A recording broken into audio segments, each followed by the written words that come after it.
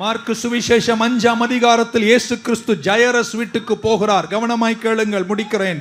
ஜயரஸ் வீட்டுக்கு போகும் வழியில் இயேசுவை பார்த்து ஜயரஸ் கூப்பிடுகிறார், என் வீட்டுக்கு வாங்கள், என் மகள் மரித்து போகிறாள், சுகவீனமாய் இருக்கிறாள், நீர் வந்து கையை வைத்தால் அவள் சுகமாய் விடுவாள் என்று அழைத்து கொண்டு போகிறாள். இயேசு வேகமாக சரி என்று சொல்லி ஜயரஸோடு கூட வீட்டுக்கு போகிறார். போகிற வழியில் சில சலசலப்புகள், போகிற வழியில் சில கூட்டங்கள், போகிற வழியில் ஒரு பெண்மணி வஸ்திர தொங்கலை தொடுகிறாள். தாமதமாயிட்டு வீட்டுக்கு கொஞ்சம் தூரம் வரும்போது ஜயரஸ் வீட்டின் வேலைக்காரன் ஓடி வந்து சொல்லுகிறான், ஐயா, எஜமானனை தொந்தரவு செய்யாதிருங்கள், உங்கள் மகள் மரித்து போய்விட்டாள்.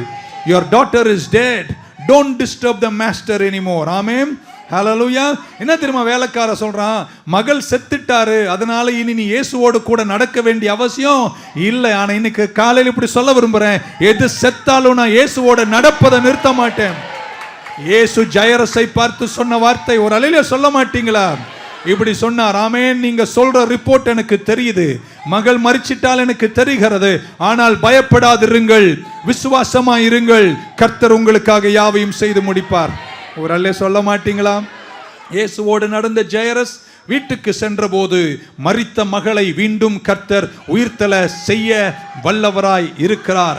சில விஷயங்கள் செத்த பின்னாடியும் இந்த மாதங்கள் எல்லாம் கர்த்தரை விட்டு விலகாமல் செத்துச்சுன்னு அறிக்கை சொன்ன பின்னாடியும் கர்த்தர் ஏதோ ஒன்றை செய்வார் என்ற நம்பிக்கையோடு விசுவாசத்தோடு நடந்து வந்த ஒரு 20 பேர், ஒரு 25 பேர், ஒரு 30 பேர், ஒரு 40 பேர், எல்லாருக்கும் இந்த வார்த்தை இல்லைன்னு எனக்கு தெரியும். ஆனா நடந்து வந்த சிலருக்கு யாருக்கு தெரியும், இன்றைக்கு வீட்டுக்கு போகும்போதே செத்து போன சில விஷயங்களை கர்த்தர் மீண்டும் உயிர்த்தெழ செய்ய வல்லவராயிருக்கிறார். வியாதியை மட்டும் சுகமாக்கிறவர் அல்ல என் தேவன், மரித்ததை கூட உயிர்த்தெழ வல்லவராயிருக்கிறார். ஹல்லேலூயா. சில விஷயங்கள் நம்ம விட்டு போயிடுச்சு, செத்துடுச்சு, முடிஞ்சிச்சு என்பதனால அதை லேசா விட்டுடக்கூடாதுங்க. சிலருக்கு கர்த்தர் அதை மீண்டும் உயிர்த்தெழ செய்வதற்கு கர்த்தர் வல்லவராயிருக்கிறார். She took transport and she went to see the man of God, Elisha. அவர் கேட்டார், வேலைக்காரனை அனுப்பி, எல்லாம் நலமா? செத்து போயிருக்கான் புள்ள. அவள் சொன்னால், எல்லாம் நலமாய் இருக்கு. ஆனால் அவளுக்கு ஒன்று தெரியும், நான் அவனை படுக்க வைத்திருக்கிற இடம் செத்துப்போன கல்லறை அல்ல, ஜீவிக்கிற எலிஷாவினுடைய, இன்னும் உயிரோடு இருக்கின்ற எலிஷாவினுடைய கட்டிலில் தானே அவனை படுக்க வைத்திருக்கிறேன் என்ற நம்பிக்கையோடு போகிறார். இப்படி சொன்ன ஆங்கிலத்தில், while we are dealing with some realities in our life, always pursue possibilities.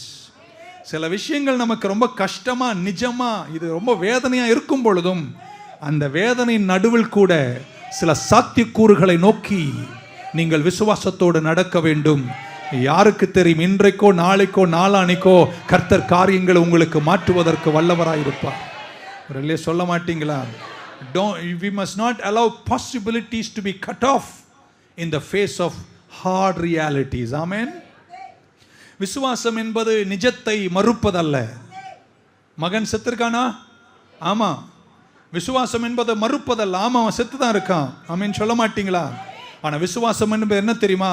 அந்த மரணம் அல்லங்க கடைசி வார்த்தை, கர்த்தருடைய வார்த்தை தான் கடைசி வார்த்தை. எதுவுமே நம்புறீங்க இந்த வருஷத்துல செத்து போன சில விஷயங்கள்லாம் கர்த்தர் மீண்டும், அதுக்குன்னு வேண்டாதெல்லாம் எழுப்பிட போறீங்க.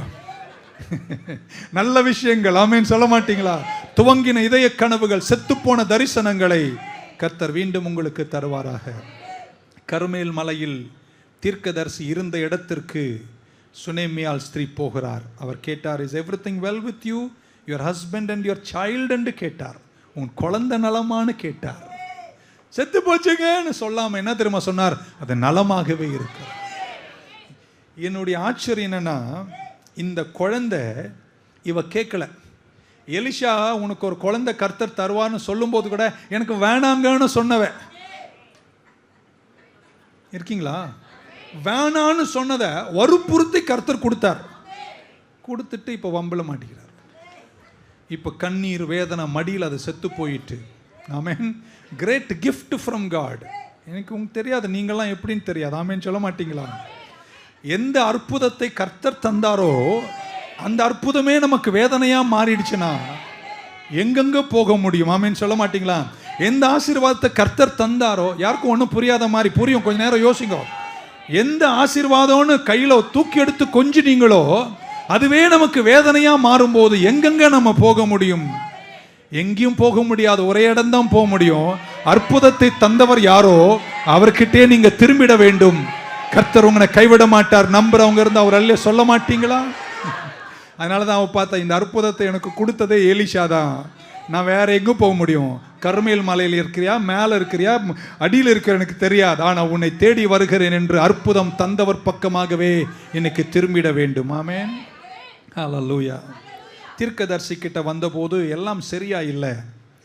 ஆனா தீர்க்கதரிசி கிட்ட வரும்போது கூட, ஆமென், அவள் வாயை திறந்து என் மகன் செத்துட்டான் என்ற ரகசியத்தை, தன் இதயத்தில் இருந்த வேதனையை, இப்படி சொன்னா சரியா இருக்கும், தன் இதயத்தில் இருந்த ரகசிய வேதனையை, இருக்கீங்க யாராவது, யாருக்கும் சொல்லாத அந்த ரகசியமான வேதனையை அவள் யாருக்கிட்டையும் சொல்லவில்லை. புருஷன் கேட்டான், ஏன் போகிறாய், எல்லாம் நலமா இருக்கு. புருஷன் கிட்ட சொல்லல. ஆமென், சொல்ல மாட்டீங்களா? கூட ஒரு வேலைக்காரன் போறான், அவங்க கூட பேசிட்டே போகுது, அவங்க கிட்ட சொல்லல. சொன்ன மாதிரி இந்த டெக்ஸ்ட் சொல்லல. கேஹாசி வந்து கேட்கிறான், உன் குழந்தை நலமா, கேஹாசி கிட்ட சொல்லல. தீர்க்கதரிசி கேஹாசி கிட்ட கேட்டார், உன் குழந்தை நலமா கேளுனாரு. தீர்க்கதரிசி கிட்ட சொல்லல.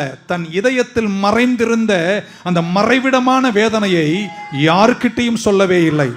ஒரு ஆமென் சொல்ல மாட்டீங்களா? என் செத்துட்டான் என்ற வார்த்தையை அவள் சொல்லவே இல்லை, யாருக்கிட்டையும் சொல்லவில்லை. ஆமென் சொல்ல மாட்டீங்களா? ஆமென். ஒரு வேதனையோடு கூட ஒரு நீண்ட பிரயாணத்தை அந்த சுனேமியால் ஸ்திரீ கடந்து போகிறான். இப்படி சொல்ல விரும்புகிறேங்க, யாருக்கிட்ட வேணா உன் இதயத்தினுடைய ரகசியமான வேதனையை மறைக்கலாம், ஆனா என் கர்த்தரிடத்தில் நீங்க மறைக்கவே முடியாது. அவர் உன் இதயத்தை பார்க்கிற தெய்வம். எத்தனை பேர் இன்னைக்கு விசுவாசிக்கிறவங்களே தெரியாது. இன்னைக்கு நீங்க வந்தது நல்லது. உங்க இதயத்தினுடைய சில வேதனைகளை கர்த்தர் தட்டி எழுப்பி உனக்கு தர வேண்டிய பதிலை தருவதற்கு என் தேவன் பெரியவராயிருக்கிறார். எலிஷாக்கு என்ன பிரச்சனைன்னு தெரியாது, அவள் சொல்லவில்லை. ஆமென் சொல்ல மாட்டீங்களா? மகன் மரிச்சான் என்று இதுவரைக்கும் சொல்லவில்லை. ஆமென். ஆனால் தீர்க்கதரிசி என்ன தெரியுமா சொன்னாரு?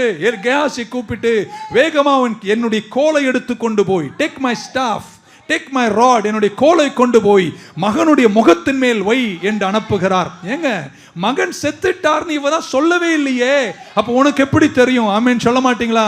கையை கொஞ்சம் உயர்த்துங்களேன். நீ இன்னாதான் இதயத்துல மறைச்சு வச்சாலும் என் தேவனுக்கு உன்னுடைய வேதனை தெரியுங்க. நீ அழுவும் போது அழுகிறவர், நீ வேதனைப்படும் போது வேதனை காணுகிறவர். இன்னைக்கு காலையில சொல்றங்க, நீ செத்துடுச்சு முடிஞ்சிடுச்சுன்னு சொன்ன சில விஷயங்களை கர்த்தர் மீண்டும் உயர்த்தல செய்வதற்கு ஒரு சொல்ல மாட்டீங்களா? God has a public remedy for your secret pain. நீ இதயத்துல மறைச்சு வச்சு வேதனையோடு வாழுகிற விஷயத்துல வெளிப்படையான வெற்றியை கர்த்தர் உனக்கு தருவார். அது சீக்கிரத்துல கர்த்தருடைய வெற்றியை உங்கள் குடும்பம் காணும். எலிஷா கிட்ட போனால், ஆமென், மகனை படுக்கையில் வைத்துவிட்டு வேதனை யாரிடத்திலும் சொல்லாமல் நீண்டதொரு காலம் அவள் அமைதியா இருக்கிறாள். ஆமென். ஏன் அவசரமா போனா அப்படின்னு நான் யோசிக்கிறேன். ஏன் அவ்வளோ அவசரமா போகணும்? சீக்கிரம் வா, வேலைக்காரன் அனுப்பு, எங்கேயும் நிறுத்தாத, சரசரன்னு போ அப்படின்றார். ஏன்னா இந்த மறைச்சு வச்சிருக்காளே இதயத்தில் ஒரு ரகசியம், அது தாமதமாச்சுன்னா சரீரம் என்னாவும் நாரத் தொடங்கும். ஒன்றும் தெரியாது, நான் எங்கேயோ ஒரு ஆழத்தில் இருக்கேன். அதனால வேகப்படுகிறாள். இதுக்கு சீக்கிரம் என் கடவுள் பதில் தரலைன்னா, எந்த விஷயத்தை நான் மறைச்சு வச்சிருக்கிறேனோ அந்த விஷயம் எனக்கு நாற்றமா மாறிடும். அது மாறுறதுக்கு முன்னாடி எனக்கு அற்புதம் நடக்கணும். கண்டிப்பா உன்னை கைவிட மாட்டார் என்ற வார்த்தையை ஆமென் சொல்ல மாட்டீங்களா? ஸோ அவர் என்ன அனுப்பினாரு? கோலை அனுப்பினார். ஆமென். கோலை அனுப்பி அங்கே கொண்டு போய் அந்த கோலை அவர் சொன்னபடியே செய்தார். ஆமென்.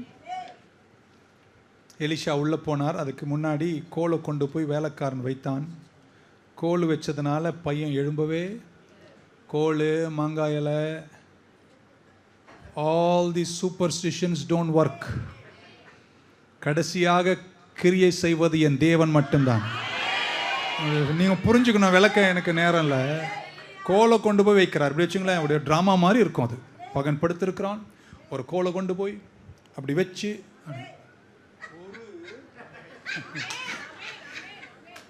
எல்லாத்துக்கும் எண்ணெயிலிருந்து கோலிலிருந்து இலை வரைக்கும் நன்றி, ஒளிவ இலைக்கும் நன்றி. ஆனால் அதெல்லாம் அற்புதம் செய்வது எங்கள் தெய்வம் தான். உடனே குழந்தை எழும்புலன்னு தெரிஞ்சோடனே எலிஷா உள்ள போகிறார். பைபிள் சொல்லுது எலிஷா prayed unto God. நீங்க எல்லா கோலும் இலையும் எண்ணெயும் செயல்படாத போது நீங்க செய்ய வேண்டிய அதெல்லாம் அல்லங்க கர்த்தருடைய கரம், ஜெபமே ஜெயம். நான் இன்னொரு முறை சொல்லும் போது பலத்தாமேன்னு சொல்லுவாங்க. ஆமா ஆமேன். நல்லா என்ன ட்ராமா நடந்திருக்கு யோசி. அதுவும் கேஹாசி உங்களுக்கு தெரியும், நிறைய விஷயம் அவரை பத்தி ஒரு பிரசங்கமே ஆயத்தம் பண்ணியிருக்கேன். அதை கோலை கொண்டு போய் அப்படி ஸ்டைலாலாம் பண்ணியிருப்பார் அவர். தள்ளி நெல்லு, அப்படி பண்ணு, இப்படி பண்ணு, அதெல்லாம் எந்த ஒரு அதை சொல்லுவாங்களே ஏதோ ஒன்று, அதெல்லாம் வேகவே இல்லை. வேகாத போது எலிஷா தீர்க்கதரிசி அறைக்குள்ளே போய் அவர் ஒன்றை மட்டும்தான் செஞ்சாருங்க, கர்த்தரை நோக்கி ஜெபம் செய்தார். 2 முறை சொல்லும் போது சபையார் ஆமீன் சொல்லணும். ஜெபமே ஜெயம். இன்னொரு முறை ஜெபமே. அவர் ஜெபித்தார். ஆமீன் சொல்ல மாட்டீங்களா? ஹல்லேலூயா. எதுவுமே செயல்படாத போது நீங்கள் செய்ய வேண்டிய ஒரே ஒரு விஷயம், முழந்தால் படியிட்டு கர்த்தரை நோக்கி கூப்பிட்டால் அவர் மறுவுத்தரவை கொடுத்து நீ அறியாததும் எட்டாததுமான அதிசயங்களை கர்த்தர் உங்களுக்கு செய்வார். ஒரு ஆமேன் சொல்ல மாட்டீங்களா? ஹல்லேலூயா. அந்த காலத்தில் பிரசங்கத்தில் சொல்வார்கள், if you reveal it God will heal it அப்படின்னு சொல்லி கேட்டிருக்கேன். ஆனால் இந்த கான்டெக்ட்ல சொல்றேங்க, அவர் ரிவீலே பண்ணல, ஆனா கர்த்தர் ஹீல் பண்ணாரு. நெஞ்சு மேல கை வைங்க, வலது கை மேல உயர்த்துங்க. யாருக்கிட்டையும் சொல்ல முடியாத இதயத்தில் சுமந்து கொண்டிருக்கின்ற சில ஆழமான வேதனைகள் ஏன் சொல்லணும்னு நீ கலங்கி ஏதோ ஒரு தோரணையில போயிட்டு இருக்க. ஆனா உன் உள்ளம் திரியங்களை காண்கிற தேவன் உன் உள்ளத்தின் அடித்தளத்திருக்கின்ற உன் விண்ணப்பத்திற்கு இந்த மாதத்துல கர்த்தர் பதில் தர வேண்டும் என்று இயேசுவின் நாமத்துல ஜெபிக்கிறேன். கர்த்தர் செய்வார் என்று நம்புறவங்க மட்டும் ஒரு ஆமீன் சொல்ல மாட்டீங்களா? Hallelujah.